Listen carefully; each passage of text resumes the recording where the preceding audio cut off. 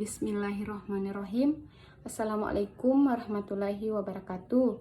Perkenalkan, nama saya Nur Fadilah, mahasiswi semester 3 dari Fakultas Ilmu Hukum di Universitas Muslim Indonesia.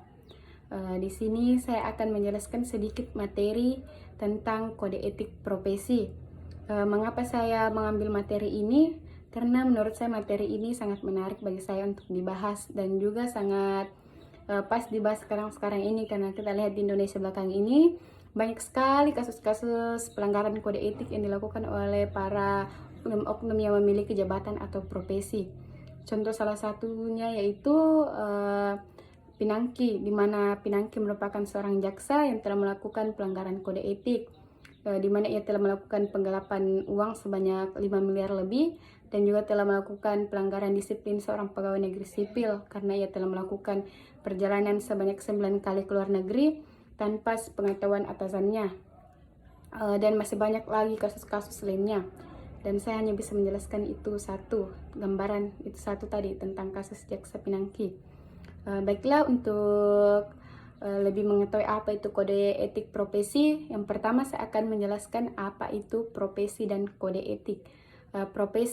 Profesi itu merupakan suatu pekerjaan khusus atau keahlian khusus yang dimiliki oleh seseorang atau individu yang digunakan sebagai mata pencarian.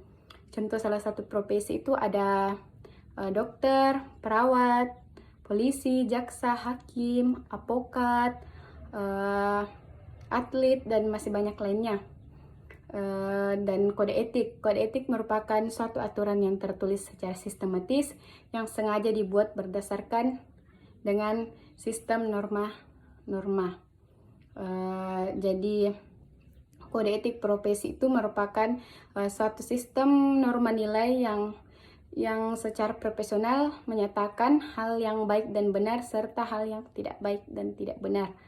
Contohnya salah satu etika itu baik, kita baik sama orang. Saat ada orang yang berbicara sama kita mendengarkannya, sopan, menghargai orang lain, dan contoh-contoh yang baik.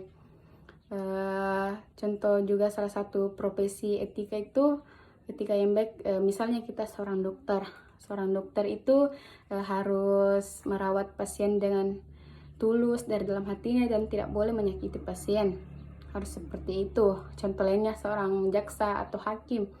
Hakim dan jaksa itu harus menegakkan keadilan dan transparan dalam menjalankan tugasnya agar hukum di Indonesia semakin bagus dan kuat. Jadi etika itu sebagai aturan yang untuk mengendalikan atau mengontrol diri dari tulus dalam hati kita, karena dari